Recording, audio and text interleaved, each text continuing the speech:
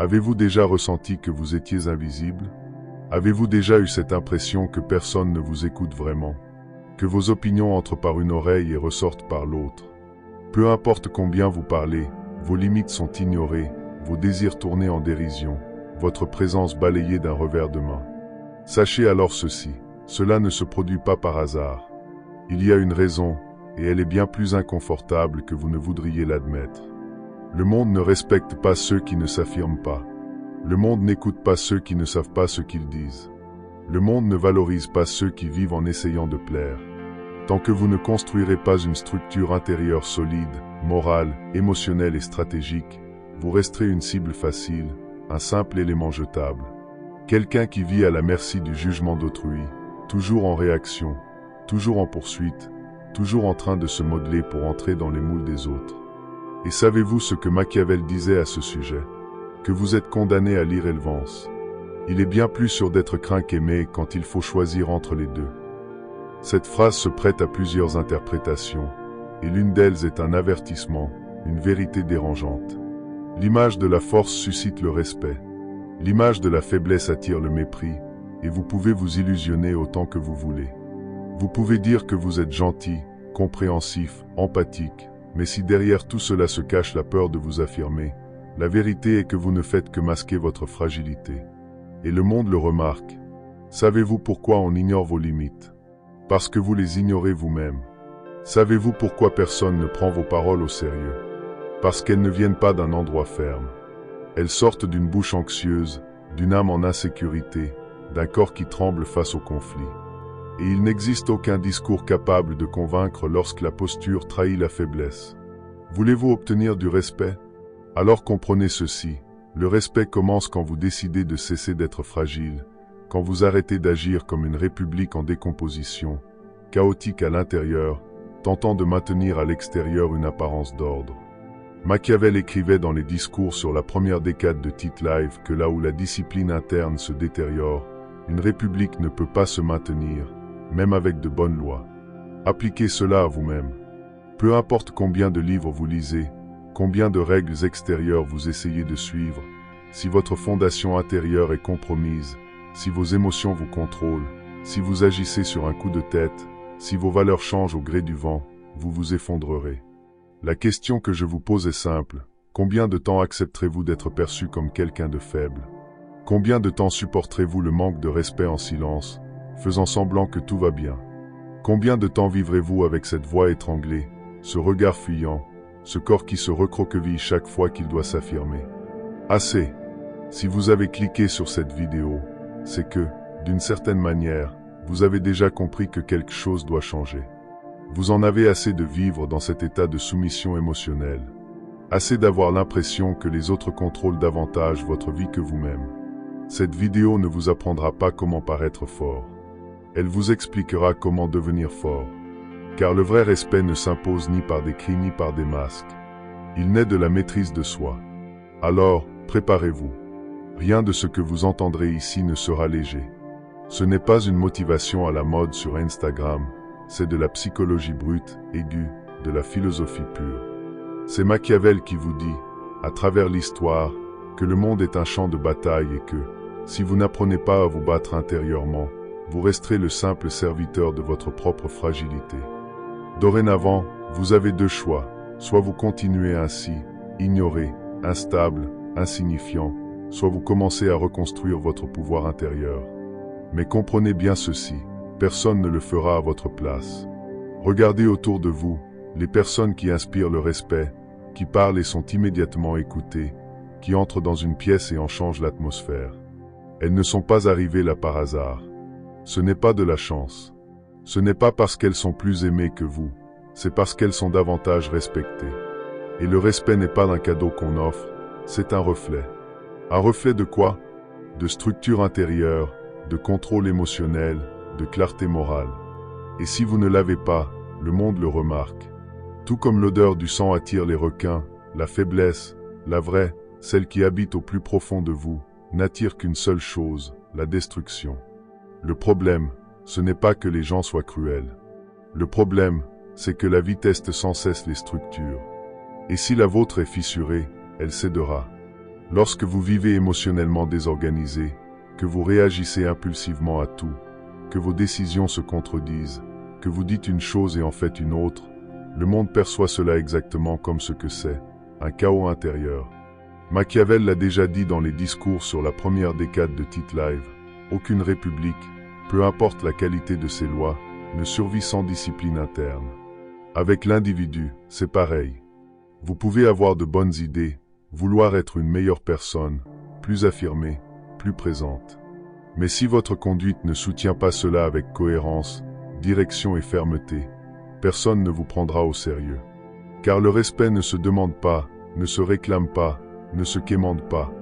Le respect s'impose par la présence, et ceux qui ne se respectent pas tentent de compenser par des paroles, des faveurs, des excuses. Mais la vérité s'échappe dans les gestes, dans l'hésitation au moment de parler, dans le regard qui fuit la confrontation, dans le corps qui se recule quand il doit s'affirmer. Chaque petite omission, chaque mot que vous ravalez, chaque limite que vous laissez franchir, tout cela communique un message clair, je suis faible. Et comprenez bien ceci, le monde, et sur ce point Machiavel était brutalement clair, n'a aucune pitié pour les instables. La vie ne protège pas les fragiles, au contraire, elle les pousse plus bas encore.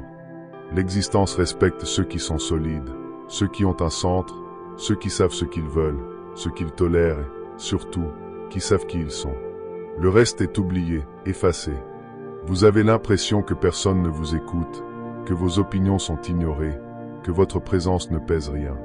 Ce n'est pas une question de malchance, c'est le reflet d'une structure intérieure que vous n'avez pas encore bâtie. Et tant que cela ne change pas à l'intérieur, rien ne changera à l'extérieur. La vie vous donne exactement ce que vous tolérez, ni plus ni moins. Mais il existe une voie. Elle commence par une décision radicale, interrompre cet effondrement. Pour tout arrêter, regardez à l'intérieur de vous et admettez, sans fuite, sans jouer la victime, sans masque, je suis faible, et personne ne va me sauver de cela. À partir de ce moment-là, quelque chose de nouveau naît. Un processus, une renaissance, la reconstruction de soi. Et cette reconstruction commence par une force que Machiavel appelait vertu.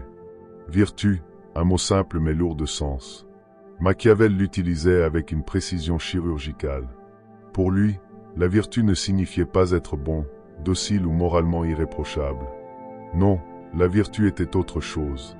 C'était la capacité à s'imposer face au chaos, à façonner la réalité selon sa propre volonté, à agir avec décision dans l'incertitude. C'était l'essence même de la force intérieure. La force qui bâtit des empires, qui gagne le respect, qui soutient le pouvoir. Et c'est cette même force qui manque à ceux qui vivent dans l'ombre, ignorés. Vous pouvez avoir de bonnes intentions, être poli, bien articulé, même intelligent. Mais si vous manquez de vertu, vous serez perçu comme inoffensif, et personne ne respecte les inoffensifs.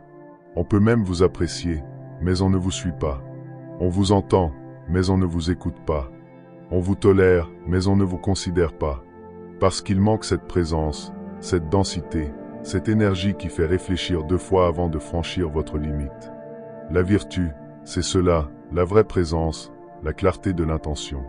C'est une posture ferme, même dans le silence. C'est la capacité de choisir la bonne action au bon moment sans avoir besoin de justifier chaque étape. C'est le courage de soutenir ses choix, même quand le monde entier s'y oppose. C'est prendre le contrôle de sa vie et ne plus être une marionnette qui réagit au mouvement des autres. Et cette force ne tombe pas du ciel. Elle se construit brique par brique, décision après décision. Chaque fois que vous dites non quand vous pensez non, vous renforcez votre vertu. Chaque fois que vous agissez avec cohérence, même au milieu du chaos, vous renforcez votre vertu. Chaque fois que vous vous affirmez sans avoir besoin de hausser le ton, vous montrez au monde qu'il y a une structure, une densité, qu'il y a quelqu'un qui sait exactement qui il est. Dans le chapitre 6 du Prince, Machiavel écrit « Un prince qui ne possède pas la vertu ne peut pas maintenir le pouvoir longtemps. » Cela s'applique au roi, bien sûr, mais cela s'applique encore plus à vous. Car le pouvoir que vous devez conserver est le vôtre, le contrôle sur votre vie, vos choix, vos valeurs. Et sans vertu, ce pouvoir vous échappe des mains. La vertu, c'est aussi une intelligence stratégique. C'est savoir quand agir, quand attendre, quand attaquer et quand se retirer. C'est agir avec intention, non pas sous l'impulsion. C'est diriger, pas seulement réagir. Et c'est là toute la différence entre ceux qui sont respectés et ceux qui sont oubliés. Les premiers construisent leur vertu avec discipline. Les seconds vivent en attendant que le monde les traite bien simplement parce qu'ils sont de bonnes personnes. Mais attention, la vertu n'est pas de l'arrogance, ce n'est pas de la grossièreté. Ce n'est pas une agressivité vide, c'est la maîtrise, c'est le commandement intérieur. C'est une autorité silencieuse qui émane de ceux qui sont alignés avec eux-mêmes. Et quand cette énergie se manifeste, le respect survient naturellement, sans effort, sans mendier l'attention, sans avoir besoin de se justifier. À présent, je vous pose la question, qu'avez-vous fait pour renforcer votre vertu? Comment construisez-vous cette structure intérieure? Ou bien êtes-vous simplement en train de survivre en attendant que le monde change pour changer vous-même? La vérité est la suivante, sans vertu, vous continuerez à être ballotté par la vie. Mais avec la vertu, vous commencez à façonner la réalité qui vous entoure. Et cette transformation a un point de départ très clair, le moment où vous cessez de fuir vous-même. Vous pouvez être intelligent, talentueux, même posséder certains traits de vertu. Mais tant que votre instabilité émotionnelle commande vos décisions, vous serez perçu comme faible, donc facilement ignoré. Le respect n'est pas fait de bonnes intentions, mais de la cohérence entre ce que vous ressentez, pensez et faites. Si le monde perçoit que vous ne vous contrôlez pas, il comprend aussi qu'il peut vous contrôler. L'instabilité émotionnelle ne crie pas seulement dans des explosions de colère ou des pleurs. Elle murmure dans les détails, la peur de la confrontation, l'angoisse du regard des autres, la difficulté à maintenir une limite. Vous dites être compréhensif, mais au fond, vous étouffez votre vérité. Vous dites être flexible, mais vous fuyez simplement l'inconfort. Et chaque fois que vous faites cela, votre image se délite un peu plus. La vérité est brutale, personne ne respecte quelqu'un qui vit en oscillant constamment. Lorsque votre posture change selon l'environnement, votre parole perd toute consistance. Quand votre humeur décide à votre place, votre autorité disparaît. Le respect exige de la prévisibilité, il exige de la fermeté. Et ceux qui sont guidés par des émotions instables ne transmettent jamais de sécurité. Machiavel l'a déjà clairement dit, ceux qui ne se maîtrisent pas seront inévitablement dominés par les autres. Et vous le ressentez. Vous sentez que vous n'avez pas le contrôle, que vous êtes constamment tiré par des impulsions, par de vieux traumatismes, par des blessures non cicatrisées. Et pire encore, vous essayez de contrôler tout ce qui vous entoure parce que vous ne pouvez pas contrôler ce qui se passe à l'intérieur de vous. L'équilibre émotionnel n'est pas une question de répression des sentiments, c'est une question de les guider. C'est prendre le chaos intérieur et le transformer en direction. Lorsque vous choisissez d'agir au lieu de réagir, vous commencez à construire le respect. Et cette construction est lente. Elle demande de la discipline, elle demande de la clarté. Mais c'est possible, et c'est urgent. Car tant que vous êtes émotionnellement instable, vos relations, votre travail, votre vie, tout sera livré au hasard. Rien de solide ne se construit sur un terrain instable. Si vous voulez être respecté, vous devez cesser de fuir l'inconfort et commencer à affronter ce qui vous déstabilise. C'est là que commence le tournant, parce qu'après avoir affronté votre chaos intérieur, l'opportunité de vous reconstruire se présente. Mais reconstruire nécessite une fondation solide. Et cette fondation, c'est le sens. Tout commence quand vous dites « assez », quand la douleur de rester qui vous êtes dépasse la peur de changer. C'est le point de rupture, le moment où le chaos intérieur ne peut plus être géré avec des distractions, des excuses ou des masques. À partir de là, il n'est plus possible de faire semblant. Soit vous prenez la responsabilité de vous-même, soit vous acceptez de vivre une vie fragile, superficielle et ignorée. La reconstruction n'est pas un processus confortable, c'est une démolition sélective. Il faut regarder à l'intérieur et tout remettre en question. Les habitudes que vous avez normalisées, les pensées que vous répétez sans en avoir conscience, les valeurs que vous proclamez mais que vous ne pratiquez pas. C'est un travail chirurgical, et seuls ceux qui ont du courage l'affrontent de front. Les autres continuent de blâmer le monde. Tant que vous ne savez pas vraiment qui vous êtes, vous serez facilement façonné par les attentes des autres. Vous vivrez à essayer de rentrer dans le moule, de plaire, d'appartenir. Et chaque fois que vous faites cela, vous vous éloignez de vous-même. La reconstruction demande l'inverse. Elle exige de la clarté, Qui êtes-vous? Qu'est-ce que vous tolérez? Qu'est-ce que vous ne négociez pas? Qu'est-ce qui vous fait vibrer, même dans le silence? Cette clarté ne sort pas de nulle part. Elle doit se construire avec réflexion, confrontation et choix conscient. Il faut définir un but, un axe, un principe qui soutient vos actions. Machiavel disait, en transposant à la vie intérieure, que vous vivez à la dérive si vous réagissez au monde au lieu d'agir sur lui. Et c'est là que réside la racine de la faiblesse. La reconstruction exige que vous cessiez de répondre aux stimuli externes et que vous commenciez à répondre à une voix intérieure, forte, claire et non négociable. C'est la fondation de la vraie présence. C'est le début du véritable respect. Mais se reconstruire ne se résume pas à comprendre. C'est appliquer. C'est revoir vos actions chaque jour. C'est aligner intention et comportement et, surtout, c'est se réformer constamment. Tout comme Machiavel disait qu'une république doit toujours revoir ses institutions et ses coutumes pour maintenir la liberté, vous devez faire de même avec vous-même, toujours. Et c'est là que beaucoup échouent. Ils pensent qu'une décision suffit à tout changer. Mais ce n'est pas le cas. La décision n'est que le commencement. Ce qui soutient la transformation, c'est la constance, et elle n'est possible que lorsqu'il y a une fermeté morale, une clarté des valeurs et une discipline intérieure. Maintenant que vous avez décidé de vous reconstruire, il est temps de comprendre ce qui vous protège vraiment sur le champ de bataille. Ce ne sont ni les belles paroles, ni la sympathie, ni le talent. Ce qui vous protège, et bien plus encore, ce qui vous impose, ce sont les principes que vous cultivez avec une discipline sans faille. Les principes ne sont pas de vagues idées, ce sont des armes. Comme le disait Machiavel dans l'art de la guerre, de bonnes lois naissent de bonnes armes. Sans armes intérieures, vous n'êtes qu'un individu de plus tentant de survivre dans un monde qui ne respecte que ceux qui savent se battre. Vos principes sont votre ligne de défense. Ils déterminent où l'autre peut ou ne peut pas entrer. Ils dictent votre manière d'agir, même sous pression. Mais attention, les principes ne sont pas des phrases toutes faites que l'on répète pour se sentir bien. Ce sont des décisions conscientes que l'on applique avec fermeté, même quand cela coûte, même quand cela fait mal, même quand tout votre corps voudrait fuir la situation. Lorsque vous établissez un principe, vous dites au monde, voici ma limite. Et si vous ne la défendez pas par l'action, cette limite perd de sa force. Chaque fois que vous cédez, reculez ou trahissez vos propres valeurs pour faire plaisir à quelqu'un, vous jetez une arme par terre. Croyez-moi, le monde vous observe, et il réagit. Car le respect ne se construit pas avec de simples intentions, mais avec la constance. Lorsque les autres perçoivent que vos principes sont stables, que vos attitudes suivent une logique cohérente et prévisible, alors vous commencez à être perçu comme une personne digne de confiance. Et la confiance est le terreau fertile où naît le respect. L'inverse est également vrai.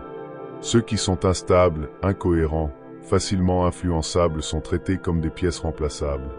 La question que vous devez vous poser maintenant est la suivante. Quelles sont vos armes? Quels principes défendez-vous en silence, même lorsque personne ne vous observe? Agissez-vous réellement en accord avec ce que vous dites croire, ou ajustez-vous vos valeurs selon la situation? Un principe ne devient une arme que lorsque vous êtes prêt à le défendre jusqu'au bout. C'est précisément là que beaucoup abandonnent. Car vivre selon ces principes exige des renoncements.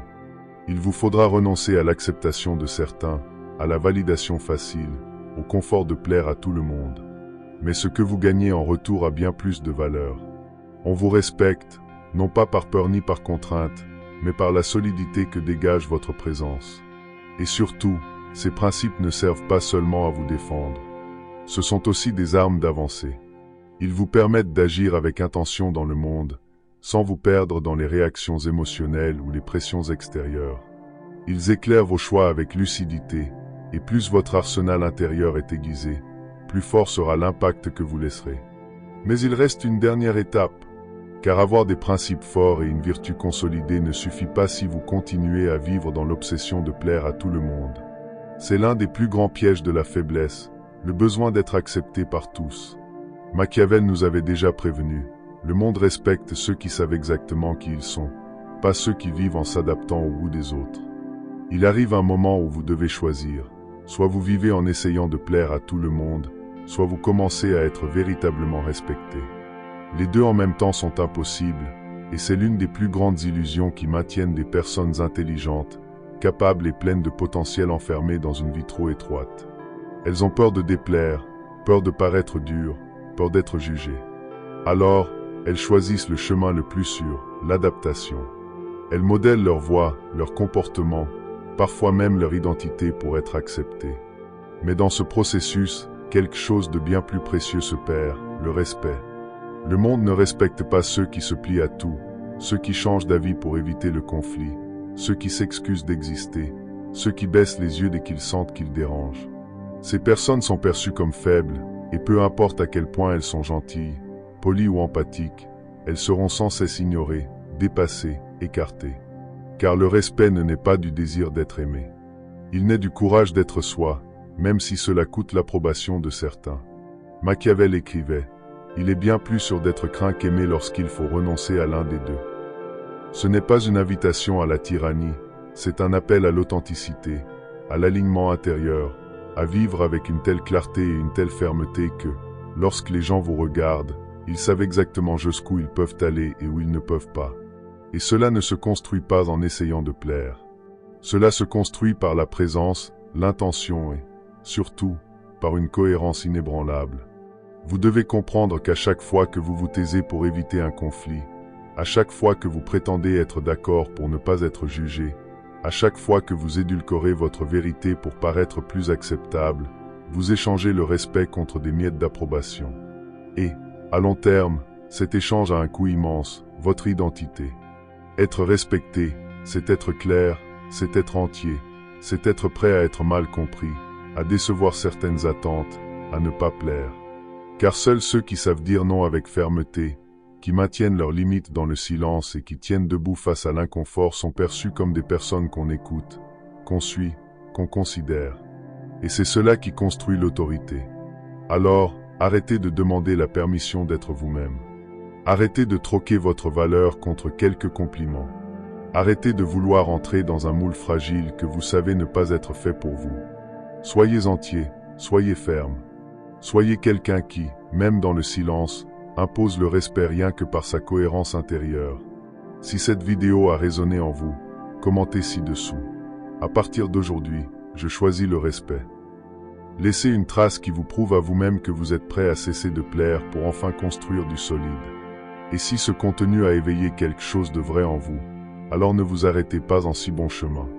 Abonnez-vous. Rendez-vous dans la prochaine vidéo.